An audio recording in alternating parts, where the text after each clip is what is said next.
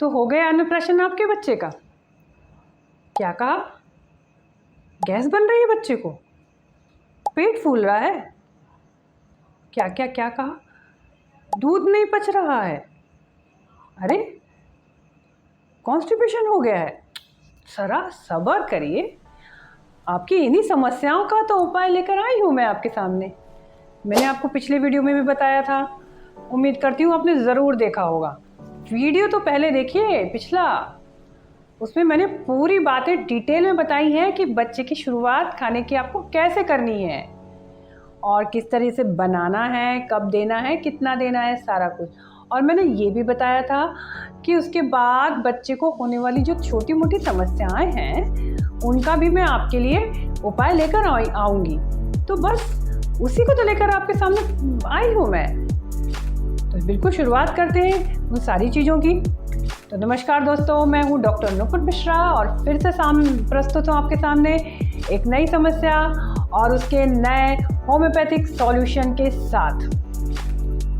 तो क्या क्या समस्याएं हो सकती हैं बच्चों को? देखिए, पहली जो समस्याएं ज़्यादातर होती हैं माएँ लेकर आती हैं, मेरी क्लिनिक में भी बच्चों को लेकर आती कि मैडम हमने बच्चे को अभी खाना शुरू किया है, गैसेस बहुत बन रही है।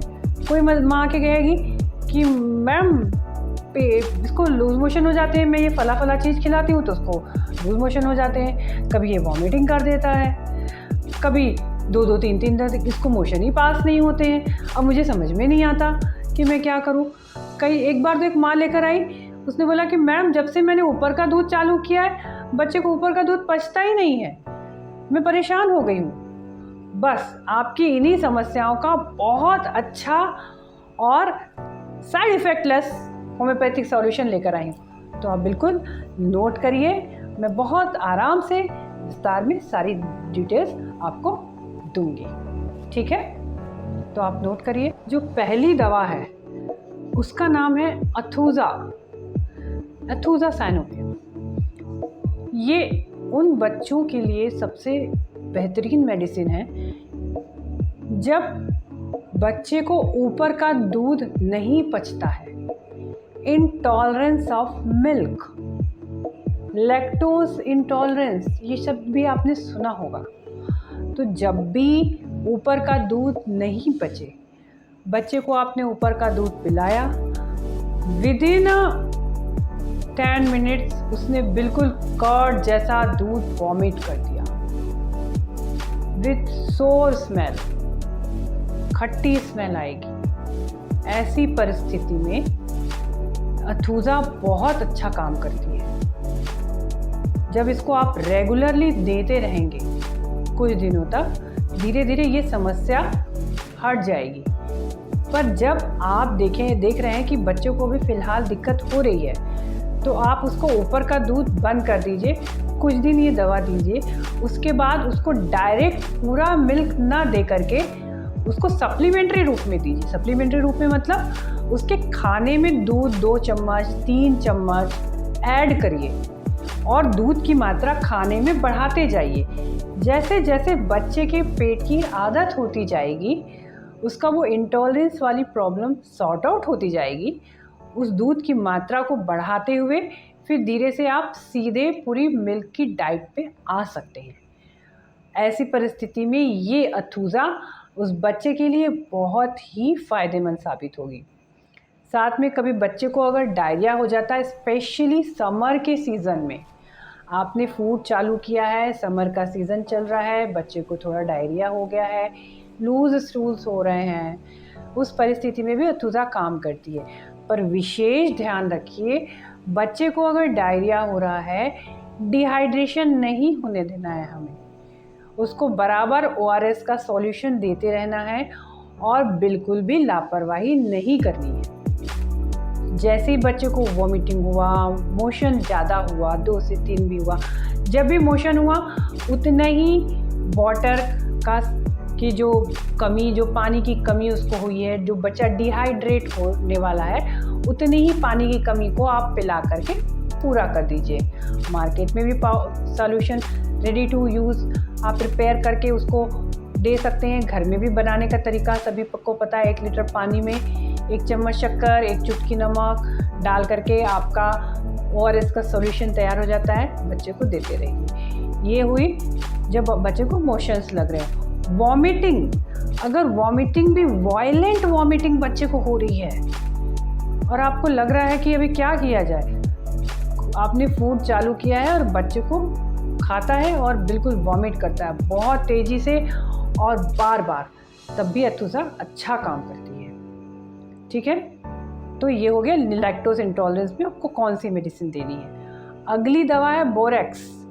ये दवाएं जो बता रही हूँ ये सिर्फ बच्चों के लिए ही नहीं, बड़ों के भी काम आती है, पर स्पेशली ये बच्चों के लिए डिज़ाइन की गई, समझिए दवाएं।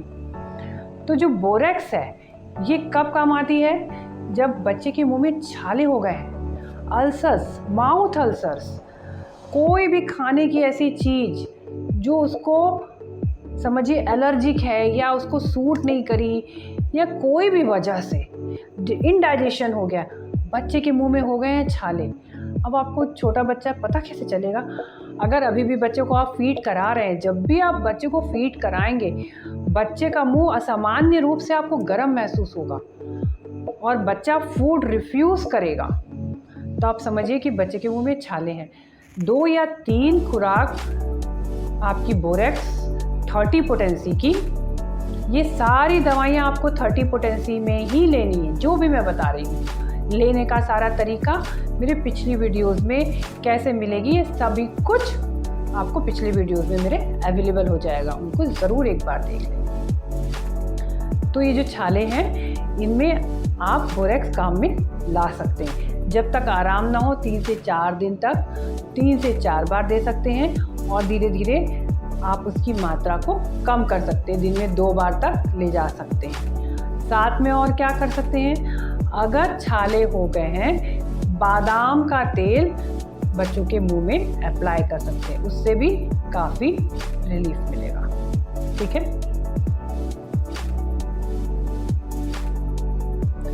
तो अगली दवा है बोरेक्स 30।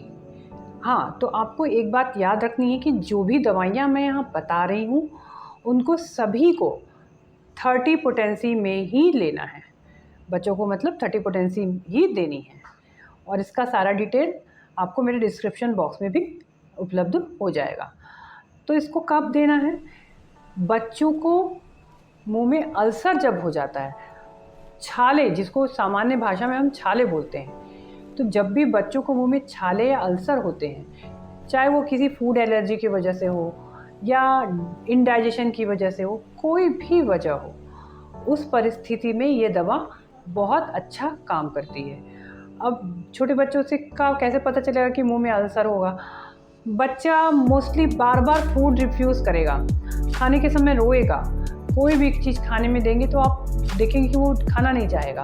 और अगर आप वो बच्चा मदर फीड पे है तो आपको फीड कराते समय बच्चे का मुंह सामान्य से ज़्यादा गर्म महसूस होगा, तो आपको समझ में आ जाएगा कि बच्चे का मुंह में छाले हैं, अल्सर्स हो गए। इसको दिन में 3 से 4 बार, अभी 3 से 4 दिन तक, और ज़रूरत पड़ने पर और थोड़े दिनों तक बढ़ा करके 5-6 दिन या हफ्ते भर तक दी जा सकती है।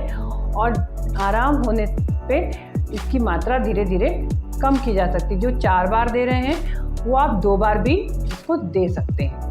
ठीक है, और इसके साथ में एक चीज़ और कर सकते हैं आप कि अल्सर की जगह में बच्चे को बादाम का तेल आप अप्लाई कर सकते हैं। बादाम के तेल के अलावा आप एडिबल कोकोनट ऑयल भी उसको वहाँ पर अप्लाई कर सकते हैं। हाथ साफ धोकर उंगली में लगा करके आप बच्चे के मुंह में अप्लाई करिए।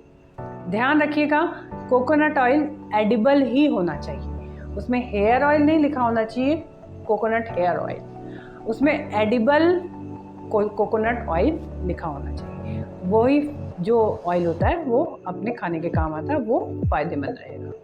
तो ये हुई आपकी दूसरी दवा। तीसरी मेडिसिन है एलुमिना 30। ये बच्चों में होने वाले कॉन्स्टिपेशन के लिए बहुत अच्छी दवा है। एक तो सबसे बड़ा सिम्टम इसका ये रहेगा कि बच्चा अनडाइजेस्टेड थिंग्स खाने के लिए उतावला रहेगा। बच्चा अगर चलना सीख गया है तो कभी वो दीवार चाट रहा है या कभी वो मिट्टी के पास पहुंच गया तो वो मिट्टी खा रहा है, तब आप समझ जाइए कि बच्चे को इस दवा की रिक्वायरमेंट है। उसके बाद उसको मोशन लग रहे हैं या उसका पेट फूल रहा है या उसको कॉन्स्टिपेशन हो रहा है। इसमें कॉन्स्टिपेशन में एक समस्या सबसे बड़ी सामने आती है कि बच्चा स्टूल सॉफ्ट ही पास करेगा, पर मोस्टली मदर आके बोलती हैं कि मैडम इसकी स्टूल सॉफ्ट रहती है, पर ये बहुत बच्चा जोर लगाता है या लगाती है और बहुत जोर लगा करके वो स्टूल पास होती है। तो ऐसी परिस्थिति में अगर 1 या 2 खुराक भी अगर आप एलुमिना की दे देते हैं बच्चे को, आप देखिएगा ये समस्या बिल्कुल ख़त्म हो जाएगी और 2-3 दिन देने के बाद तो जड़ से ही ख़त्म हो जाएगी। तो ये हो गई आपकी एलुमिना। अगली मेडिसिन है कैलकेरिया कार्ब 30। ये भी बच्चों की बहुत अच्छी मेडिसिन है। कॉन्स्टिपेशन के लिए भी काम करती है, लूज मोशन में भी अच्छा काम करती है। जिन बच्चों को बहुत पसीना आता है, सर में बहुत पसीना आता है, थोड़े चबी से चाइल्ड होते हैं, उनके लिए दवा बहुत अच्छी है। और आपको इसमें एक सिम्टम जो सबसे इम्पॉर्टेंट मिलेगा कि फर्स्ट स्टूल जो पास करते समय बच्चा बहुत कांपता है, रोता है, क्योंकि वो स्टूल हार्ड होती है। एक बार वो स्टूल पास हो जाती है, उसके बाद पीछे से जो भी स्टूल्स है वो उसकी सॉफ्ट रहती है। तो ये कॉन्स्टिपेशन में या जो लूज मोशंस होते हैं जिसमें थोड़ी सी सोर स्मेल्स रहती है, वहाँ पर ये दवा अच्छा काम करती है। अगली जो मेडिसिन है वो है नक्स वोमिका 30 पोटेंसी की। ये तब काम करेगी जब आपके बच्चे को आप देखेंगे 2-3 दिन हो गए मोशन नहीं पास हो रहा है, कर ही नहीं रहा है वो मोशन, और या फिर अगर वो करता भी है तो ऐसा लग रहा है दिन में 3-4 बार वो पार्ट में मोशन हो रहा है। थोड़ी थोड़ी मात्रा में करेगा, स्टूल थोड़े हार्ड रहेंगे और काफ़ी बार पास होंगे, तो भी लगेगा कि बच्चे का पेट साफ उसका नहीं हो रहा है, क्योंकि ठीक से उसका खान पान भी नहीं हो रहा होगा। उसके अलावा बच्चा इरिटेबल रहेगा, चिड़चिड़ा हो जाएगा, स्टबर्न हो जाएगा। तब आपको नक्स वोमिका 30 की सिर्फ 1 या 2 खुराक ही देनी है। इसका ज़्यादा रिपीटिशन आपको नहीं करना है। एक खुराक के बाद अगर उसको रिलीफ हो जाए तो दूसरी खुराक नहीं देनी है। और इस एक दिन दे दिए, उसके एक दिन छोड़कर अल्टरनेट डे दूसरी खुराक, और उसके बाद ऐसे करके हफ्ते में 3 से 4 खुराक से ज़्यादा उसको देना नहीं है। मैक्सिमम एक दिन में 2 खुराक से ज़्यादा नक्स वोमिका को आपको नहीं देना है, ठीक है। और अगर 2-3 खुराक में रिलीफ हो गया अल्टरनेट देने के बाद में, फिर इसका रिपीटिशन बिल्कुल भी नहीं करना है। अगली मेडिसिन है रोबिनिया 30। ये काम आती है बच्चों में होने वाली एसिडिटी में। जी हाँ, बच्चों को भी एसिडिटी होती है। अब आप पूछेंगे कि मैडम बच्चों को एसिडिटी होती है तो फिर पता कैसे चलेगा?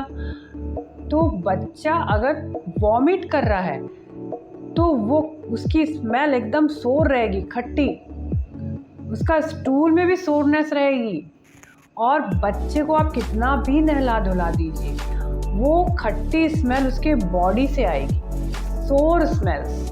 तब आप समझ जाइए बच्चे को एसिडिटी हो रही है। और बच्चा रोएगा एसिडिटी की वजह से, धीरे से पेट फूलने की वजह से होने वाला जो दर्द, जिसको फ्लैटुलेंट कोलिक बोलते हैं, उसकी वजह से पेट पूरा फूला हुआ लगेगा और बच्चे को दर्द होगा। उसमें रोबिनिया की एक खुराक चमत्कारिक रूप से लाभ देगी, क्योंकि इतना छोटा बच्चा है, हम उसको कोई भी दूसरी दवा एसिडिटी के लिए इतने बड़े बच्चे को नहीं दे सकते हैं। उसमें ये रोबिनिया बहुत अच्छा काम करती है। तो बच्चों में होने वाली एसिडिटी में रोबिनिया आप दीजिए, 2-3-4 खुराक में बच्चे को रिलीफ मिल जाएगा। और बिल्कुल ध्यान दीजिए कि बच्चे को खान पान में ऐसी कौन सी चीज़ है जो सूट नहीं कर रही है। मैंने पिछले वीडियो में भी आपको इस बारे में बिल्कुल विस्तार में बताया है कि बच्चे को खान पान की शुरुआत किस तरीके से करनी है, और एक बार में ज़्यादा फूड उसको बिल्कुल नहीं देना है। ज़्यादा फूड मिक्स करके देते जाएंगे आपको समझ में नहीं आएगा कि बच्चे को कौन सी चीज़ नुकसान कर रही है। धीरे धीरे शुरुआत करिए। तो ये सारी दवाओं की चर्चा जो मैंने आपको बताई हैं, ये सारी दवाइयाँ बहुत सेफ़ हैं, बच्चों के लिए आप यूज़ कर सकते हैं। और फिर मैं तो बैठी ही हूँ, अगर कोई भी आपको दिक्कत है मैं ज़रूर आपको उसका आंसर दूंगी। आप बस कमेंट बॉक्स में अपने क्वेश्चन और अपने डाउट्स निसंकोच होकर डालिए। तो उम्मीद करती हूँ आज का यह वीडियो आपके लिए बहुत लाभदायक होगा। आपका दिन शुभ रहे। हम फिर मिलते हैं एक नई परेशानी और उसके बहुत ही अच्छे होम्योपैथिक सॉल्यूशन के साथ में। धन्यवाद।